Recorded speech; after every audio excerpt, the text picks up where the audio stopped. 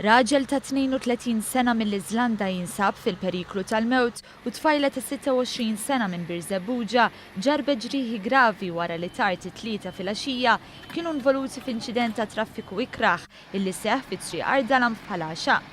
Ir-raġel u tfajla kienu rikba f'karozza misjuqa minn tfajla ta' 24 sena minn Birżebbuġa illi tilfet il-kontroll tal-karozza u baqgħet dieħla f'xadba ta' residenza.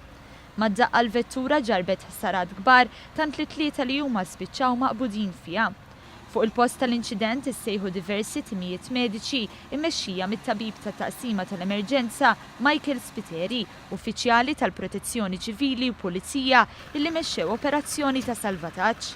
Il-persuni nħarġu mill-vettura wara li tqaċċu diversi partijiet mill-karozza permezz tal-makkinarju tal-Protezzjoni Ċivili u ttieħdu l-Isptar Mater Dei skortati minn vetturi tar-Rapid Intervention Unit.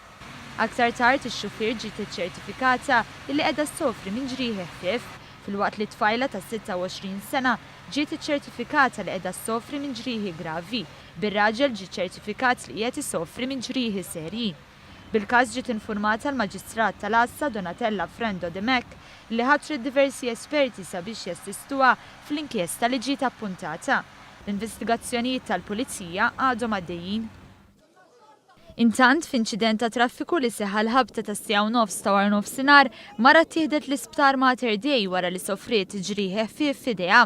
Huwa mifhum li l-mara li kienet qed issuq Peugeot 308 tal-Ewn Gris tilfet il-kontroll tal-karozza tagħha fi triq is-siġġiewi li mqabba, qabdet xint u telet fuq karozza oħra Peugeot 308 tal-Ewn abjad misjuqa minn tfajla li fil-karozza magħha kellha tifla ta' sentejn li b'xorti tajba ma sofrew ebda ġrieħi.